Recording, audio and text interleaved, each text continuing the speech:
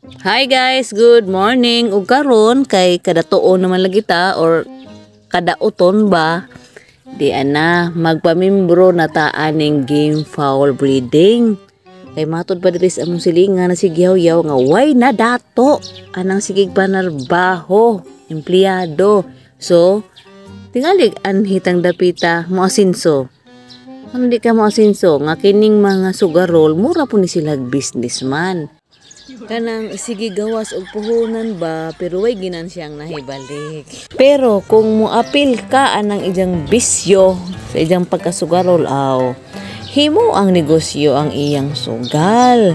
Imagine ka ng ijang mga manok di kantidad ka na mga dollar ka ng presyo kada usa dili na mo minus sa 5,000 plus vitamins pa mga bahog pa o kana pang pag-atiman paghuwap-huwap kada adlaw.